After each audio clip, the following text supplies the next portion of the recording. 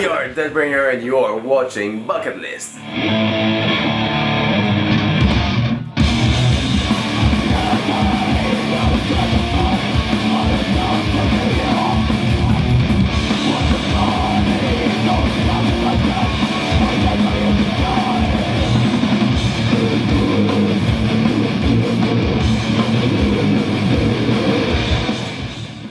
What's up, everybody? We're sitting here with Deathbringer. How you guys doing? Good, thank you. Sweet. So before we start, let's just go around and introduce each other. What do you guys do in the band, and what are you guys about? So go ahead. Matthew, lead rhythm guitars and backing vocals. Yeah, pots, guitar. Gabriel at the drums. I'm Etienne and I sing. All right. So what is Deathbringer? For those who don't know, you guys are a unit of 4, and what do you guys bring to the table? What's your vibe? I guess musically we define it as this like black and death metal band. Musically it's supposed to be a sonic force of aggression. That's the best way of saying it. Lyrically themed, we're more about like problems dealing with like mental illness, depression, suicide, stress, anxiety, that kind of things. A few songs that deviate off onto other topics, but for the most part it's about human anguish and just the suffering of man. So it's very emotionally filled music, right? Yeah, Delivered definitely. pretty heavily. Sweet. Yeah. And any influences that you guys, off the top of your head, bands that you would affiliate with for people who are trying to connect you? People like to try to always reach out and connect the dots between other bands.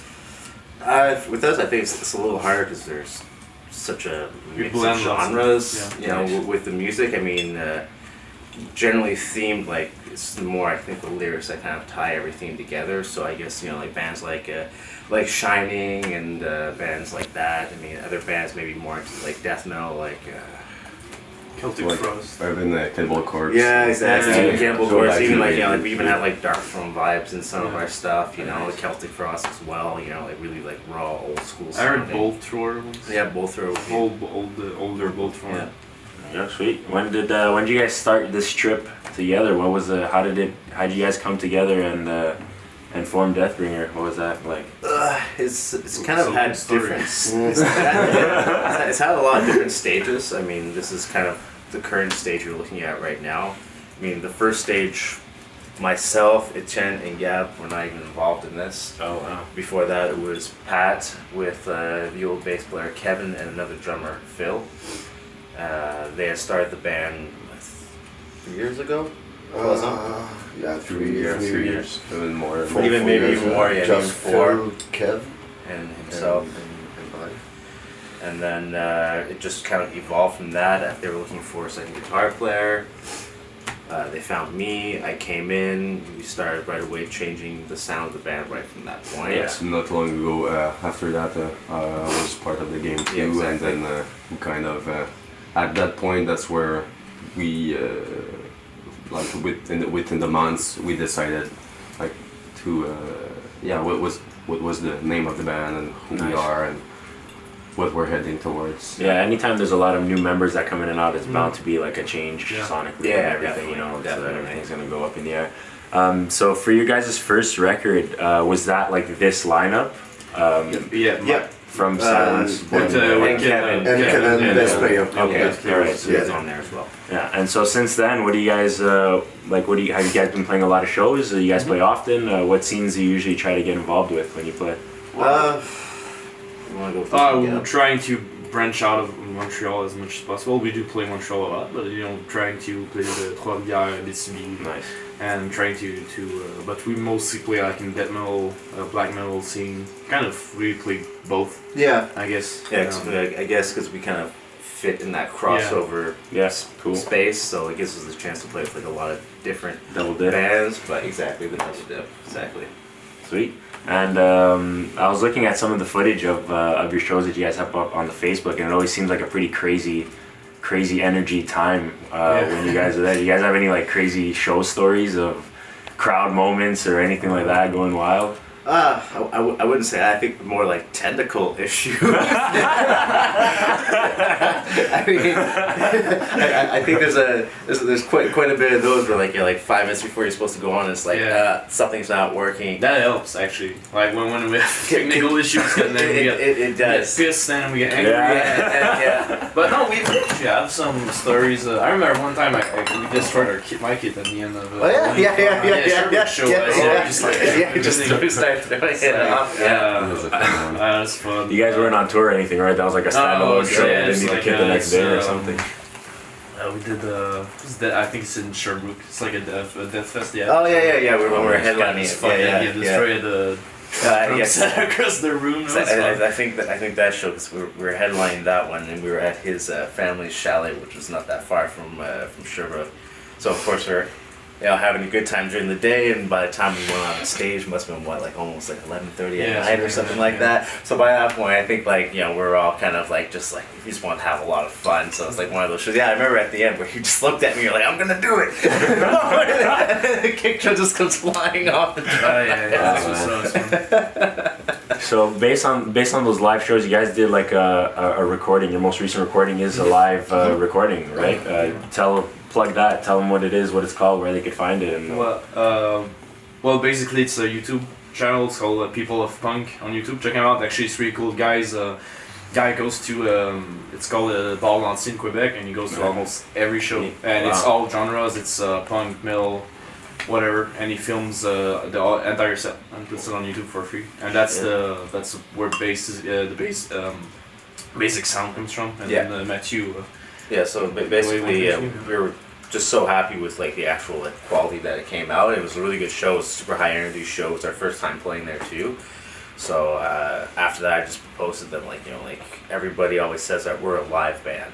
It's the records, they're good so far, but we always realize that we play 3-4 times faster live, and that kind of gives it that energy. Just actually to have a full 8-track set recorded with the audio actually being decent enough that I could rip it from YouTube, remaster it, and then just do an online release on our Bandcamp, just so that people can actually have a chance to actually listen to. Get the experience. That's interesting. So it wasn't exactly like a premeditated. We're gonna go here and record a live thing. Shit. Not at all.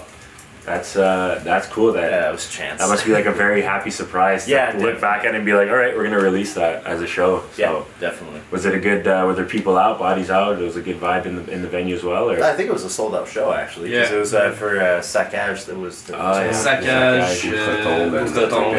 and us. It was our first time in Quebec also. And Quebec City. Wow, that's a double bonus. Yeah. First time somewhere and you're gonna rip a live album like that. That's pretty cool, man. That's pretty sick. Sweet, good job, guys. And that's a chapter 1. Is there going to be a chapter 2 to that, a follow up, or what do you guys what do you guys have planned now in terms of music being released? Well, right now I think we're looking to do maybe just a 2-track demo. If we could find another band to do a split with, it would be the most efficient. Because we already have 2 songs that have not been released prior to that live recording that are part of the live set, but they're not on any album that we have released so far. So we want to kind of just put those 2 songs out there as actual recording because we haven't played them live. So just get them out there. But aside from that, right now we're focusing on trying to actually write a full album. To go into the studio and record it like that. Yeah. Sweet, yeah. Splits are also a really cool way to get 1 or 2 songs that don't have enough meat on them. You can do it with another band, and that can be a really interesting. See your Wind Hand pin. Yes. Did you listen to the Wind Hand Satan Satyrs split? Crazy. 2 songs a piece, 3 songs a piece, and you have a sick thing to bring out to the people. So that's cool that you guys are into different types of recordings. You're not just a studio band. You could do some live stuff. Thinking of doing splits, a lot of songs, a few songs. That's really interesting. In terms of shows, what do you guys have coming up? Any big juicy dates or anything like that? Yeah, we have biggest one. It's Quebec Death Fest in October. Nice. Which they just released the last announcement. Congratulations, guys! That's a juicy spot. That's great. That's awesome. When how'd you guys manage to? I guess you heard that they were coming. The Death Fest was coming in. You guys tried to find your way on, and you did, right? Well, actually, it was. I really don't know how it worked itself out, but originally when they announced it, they had a Facebook page for it. Right. Before it became an actual event page, and I just sent them a message on that page, and then I don't know, like maybe like a month had gone by or something like that. You know, it was just like a shot in the dark. Yeah, for sure. And the guy wrote me back. He's like, "This is my email." He's like, "I need the band logo." He's like, "We're gonna announce you with the first line of the Very band." So I nice. was like, "What? Okay." So yeah, no, I have no. I guess just listened to it and liked it, and that's.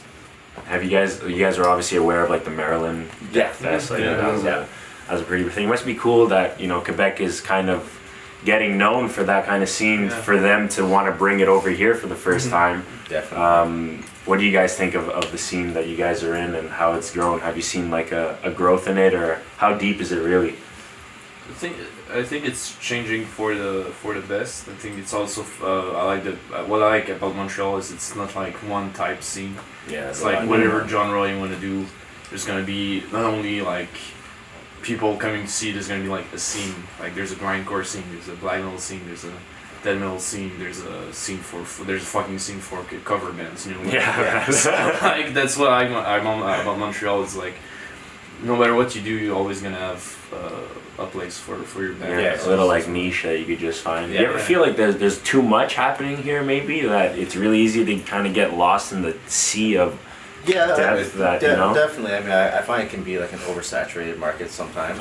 It does split the scene because there was a really nice show and there was the Covenant Okay. night that I went not too long ago, Yeah. and I remember that night just in the area there was like three shows going on. So Yeah. at some point, like as for ourselves, we don't categorize for one type of music. Like I would listen to stoner and black metal, death, and every genre will pass. And it does. Having too many events at the same night does kill the momentum that a show can bring sometimes. Yeah, because people aren't only gonna go see, like, you know, people like yourselves, they go to different types of genres and stuff, and if there's like this plethora of different genres playing on one night, there might be like, oh, what the fuck am I gonna do, you know? So Yeah, definitely. that's cool that you guys found a solid spot for the October for Yeah, Quebec. definitely. That should be pretty insane. Yeah. Where is that being? Where is that gonna be? It's over 4 venues: M-Tellis, Food and Electronic, Catacombs, and Piranha Bar.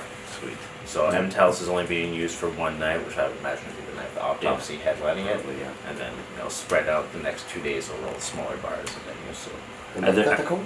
Yeah. Catacomb. Yeah. Catacomb too. Yeah. Okay. Do you guys know where you guys are playing yet? no idea. No, take it slow. Right? Yeah. Are there any bands that you saw on that lineup where you're like, oh man, we're gonna play with these guys? There's a bunch. But I think as a general consensus for everybody, Uada Yeah. definitely is like one of the, like one of those bands that we all love in the band. So like to actually like see ourselves like on the same festival bill as that is like, wow, that's pretty awesome. That must be really exciting. Yeah. Stuff. Awesome, that's sweet. Before you wrap it up, the bucket list question of the interview: what is left on your guys' bucket list as a band or as individuals in a band? What are some things that you guys would really like to knock out? You can answer as a group, you can answer individually. Go ahead, things that you really want to just get done. Tours. I think Tours. tours is what Yeah. we really wanna do. But like Matthew said, we're a live band. Yeah. I think that's where we shine. So really gotta get out there and try to show our music to other people. Yeah, touring. Yeah, definitely. Another Definitely. project, a big tour. Yeah. Yeah, Yeah, big tour. for sure. Have you guys played outside of Quebec? Not yet. Europe. Europe. We haven't played there yet, but that's the goal. That's Yeah. I'm sure Europe has a crazy scene. I feel like every European scene, like it's pretty intense Yeah. over there. And sweet. So good luck if you guys get your tour together. Good luck thank at you. Death Fest this summer. Not really this summer, this fall, Yeah. right? Right. And do you guys have social media and stuff that you'd like to link? People could follow you onto there, and We got Facebook, Twitter, Facebook, Instagram, not Twitter, Facebook, Instagram, and we have a YouTube channel and a Bandcamp Great, page yeah. as well. all right. So check them out over there. These heavy motherfuckers are gonna be around. All right. Thanks for having So us. take it easy. Peace. Thanks. Thank you. Ciao. All right. Question. The thing for the instruments. So it's like it's a song challenge, surprise song challenge. I'll give you 4 songs that you can choose from, and you'll get a few minutes to try to scratch a version of that song together, any kind of way that you want to try to cover it for Do you want to just do a verse, a chorus, just a little version of it? That's the challenge. And so the songs are, figured since it's Deathbringer, I chose all songs that have the word alive in them to give some contrast. So you can either do Alive by Pearl Jam, Staying Alive by the Bee Gees, Oh, yeah. Wanted Dead or Alive by Bon Jovi, or I'm Alive by Celine Dion. Oh shit! Dude, Bee Gees. It has to be Bee Gees. Can we choose to do an acapella version of the Bee Gees? I'd do it. And we could pull up the songs and stuff if you guys want to like I'd give do them a it. Yeah, listen. get the lyrics. You guys are gonna do Bee Gees? Seriously? What? You won't be surprised. Those two, they always sing. If you would have some album there, we would have like fucking did the fucking show like stage play for you.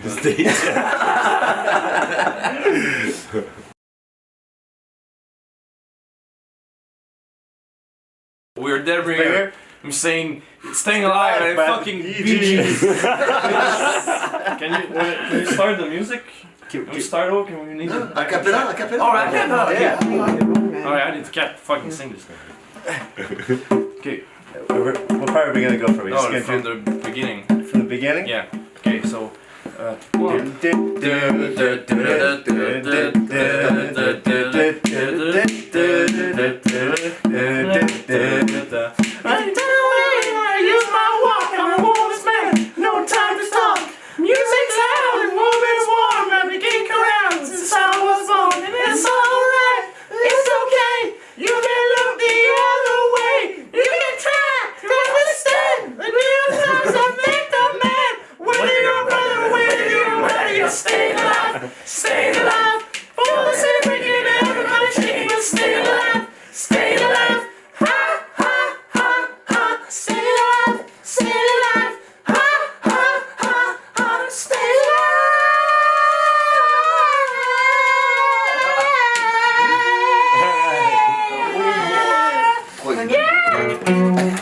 There we go.